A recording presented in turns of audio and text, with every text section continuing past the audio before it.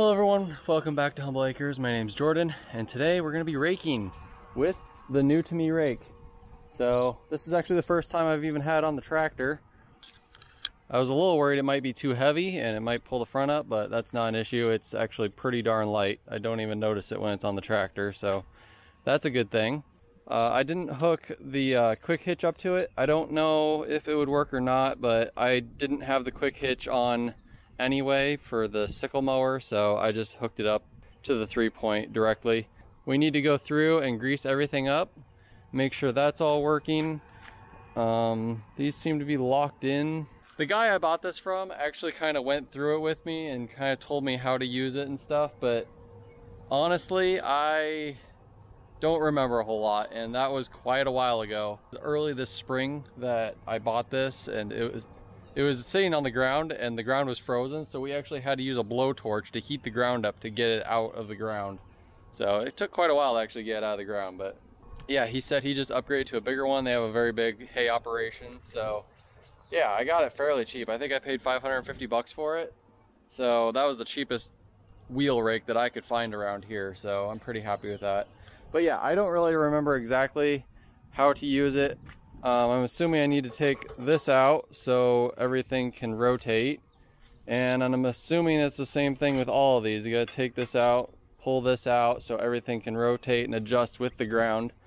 This one I don't think you do that with because it's locked in, there's no pin, but it's right in the center of the tractor, so you shouldn't really need to have that one adjust back and forth. So I'm not quite sure why it has this loop in here. Oh, maybe it's because this will hit it if it doesn't, so that makes sense, I guess.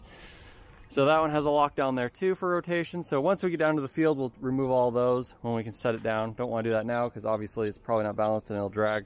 So when it's like this, it's pretty much perpendicular to the tractor, and this is how you get your widest width and your biggest windrows as well, because it'll put that much more hay into one windrow.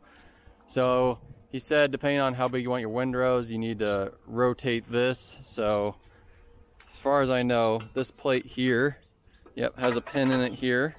So you take that pin out and rotate it to the side. I'm not sure which side, honestly. Probably that way, I would assume.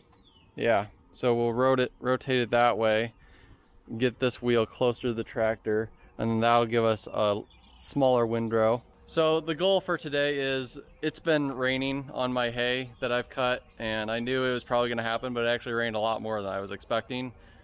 So we are going to windrow it today into very small windrows so it can dry out a little better.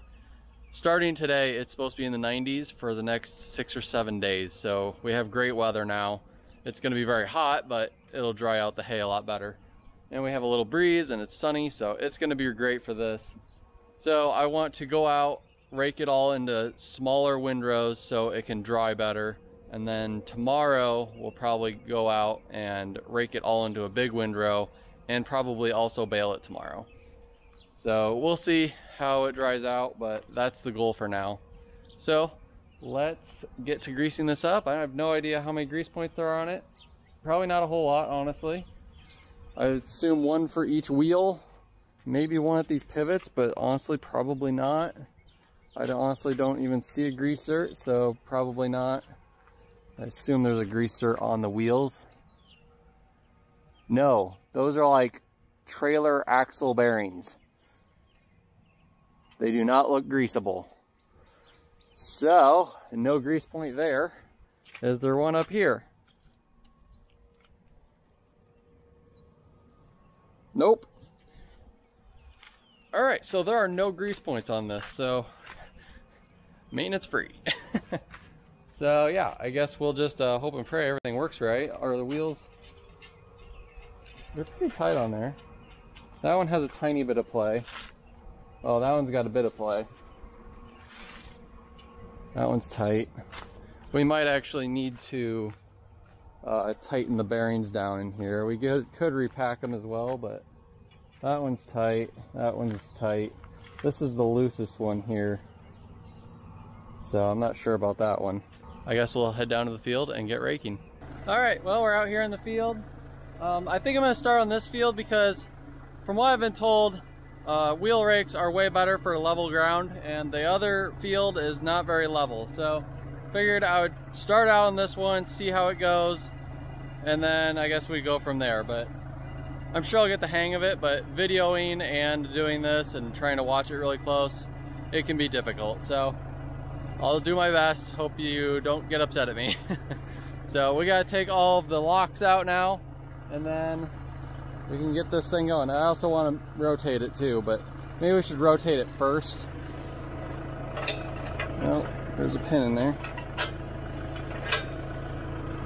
So, oh, I still have the stand on there. I didn't even see that. Darn it. All right, I got the stand off of there. There was just a bolt stuck in there. It wasn't even bolted in. But I want to move this over, I think. What's this here? Oh, that's probably so it can move up and down. There's just, this slides in here. So when it's forward, it keeps it from this being able to move up and down. Slide it back, and then it can move up and down. So we'll slide it back, put this pin back in here, and we'll be good to go. Should be fine. I don't know why this doesn't want to move, probably because it's just tight. There we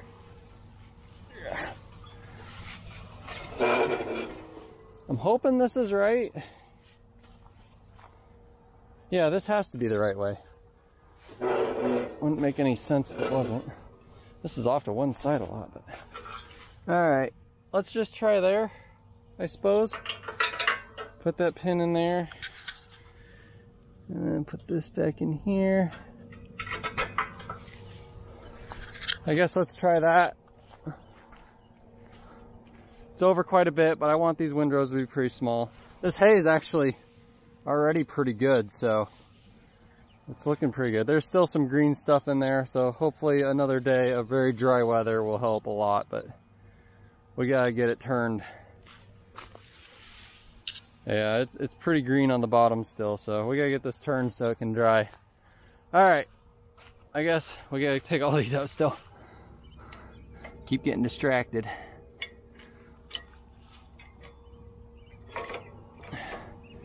So we can do that, I guess, and then put this pin back in here. So I'm gonna finish these up and then we'll get going. All right, well, the second I started moving, this just fell off. So I have no idea why. Apparently I was wrong about how this works.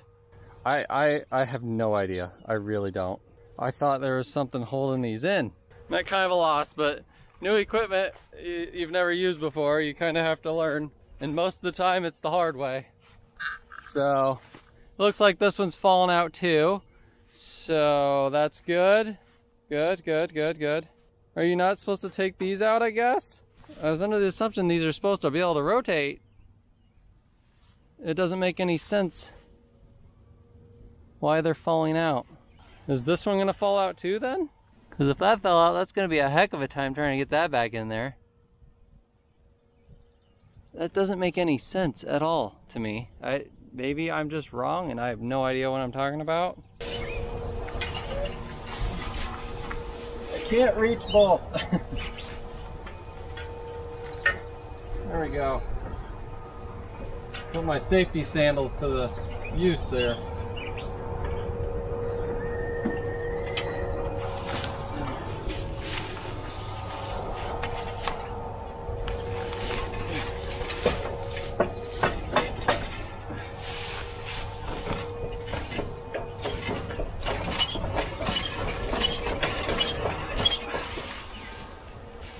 Alright, that's back on.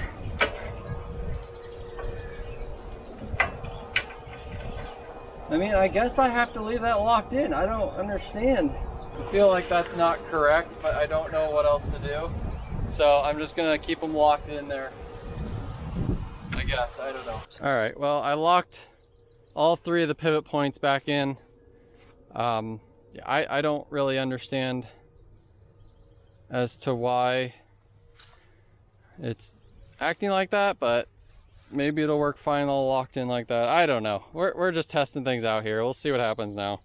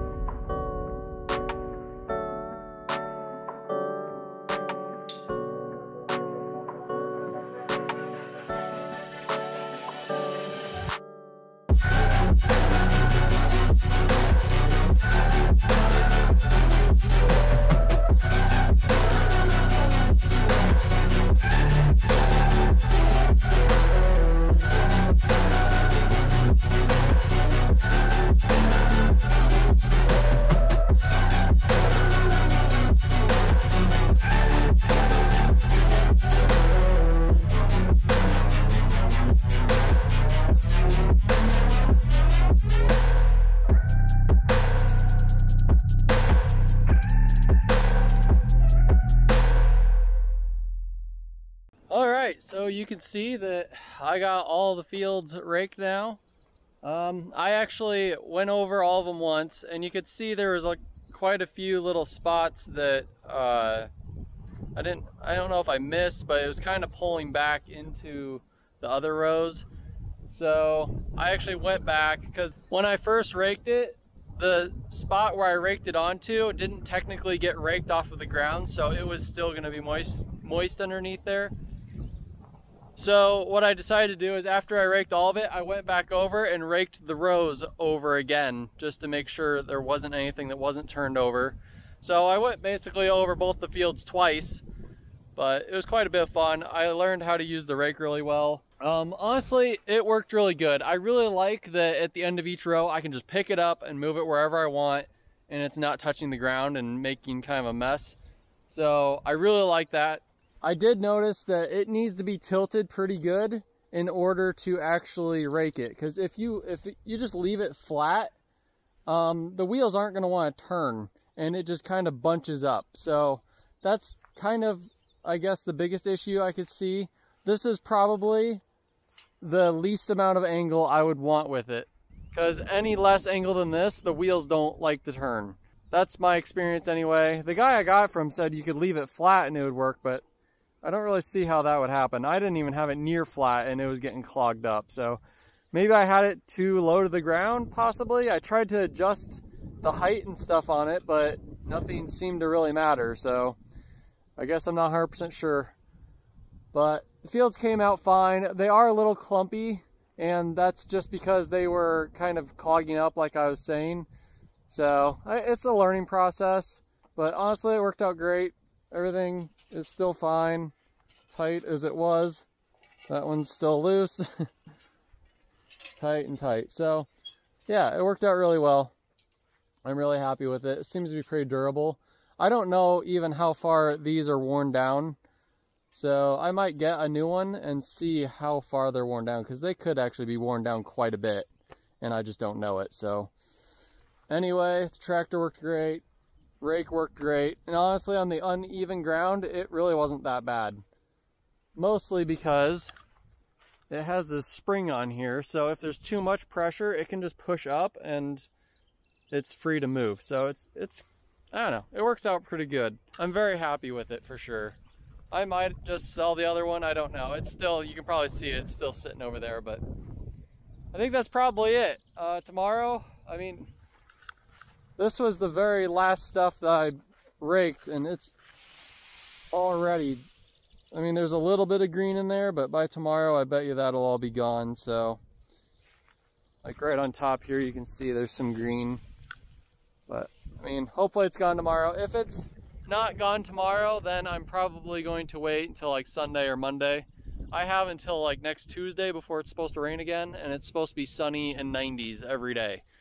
So we'll see. I wanted to bail it tomorrow because my brother was actually going to come out and help me too, so that might be fun. Maybe I can get him on the tractor bailing and I can actually do some decent video.